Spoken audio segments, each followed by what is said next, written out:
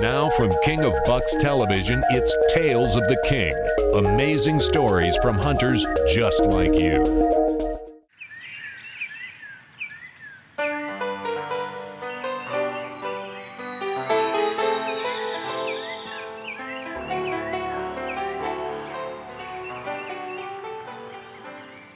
Now, here's something you don't see every day. At first glance, it just looks like weird taxidermy. You're not really certain if it's depicting a whitetail deer or some jumped-up jackalope gone bad. It certainly is an odd-looking trophy. But there's no denying the awesome rack. A 181 1/8-inch typical would be the pride of any hunter's wall. As to the appearance, you just have to look a little closer, because this head has an incredible story to tell. Way back in the early 80s, I was working at a freighting company with a friend, and he was talking about leaving the job and starting a sporting goods store. So he opened up this sporting goods store, and I'd frequent the place, you know. One day, I walked in there, and behind the counter, there hung this deer head. I mean, this weird-looking deer head, and I thought, my God, it's a terrible mount compared to today's standards. And but the antlers, what caught my eye? Tremendous set of antlers. His name was Dan, and I said, well, where'd you get that, Dan? He goes, I bought it at a garage sale. I didn't think anything. It was some guy's trying to get rid of an old deer head and everything. I thought it looked cool in my shop here. When taxidermist Rick Buse first laid eyes on this garage sale find, his initial thought was to remount the old rack using more modern taxidermy techniques.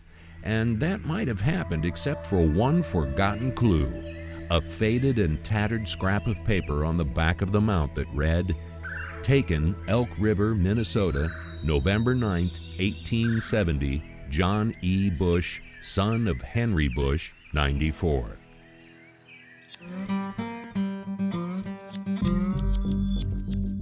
That's pretty interesting. 1870, I'm thinking. And I saw at the bottom Shelby County, John Bush, Shelby County, Ohio. I didn't think a whole lot of it at the time. I talked to some other people in the industry. I said, you know, you may not want to just tear that up. And I go, yeah, you know what, you're probably right. Buse quickly realized the mount had more value as an historic artifact than a nice set of horns. Looking into John E. Bush's life was like a window into another era. Of all the early forefathers of Shelby County, John E. Bush had to be the most interesting. Born in 1828, he moved to Ohio 10 years later.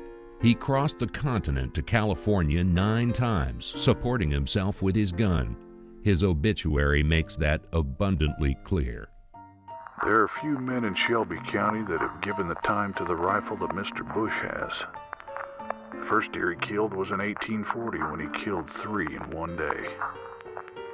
While in California, he and his partner killed 93 deer and sold $777 worth of venison besides what they traded for provisions to live on during that time.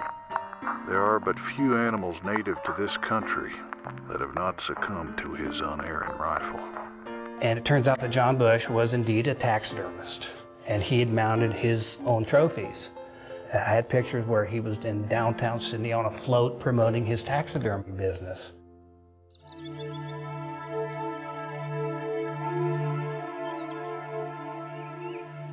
But there's one last mystery concerning the mount that bears explanation.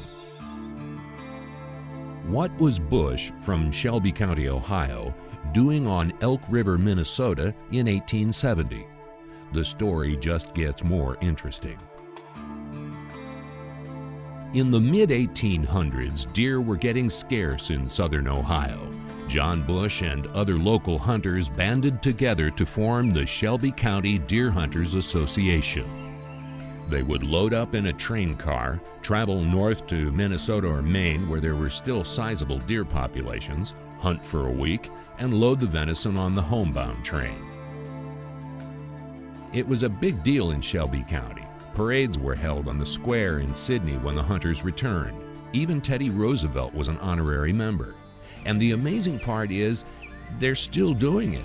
After 155 years, the Shelby County Deer Hunters Association is thought to be one of the oldest continuous hunting clubs in the country.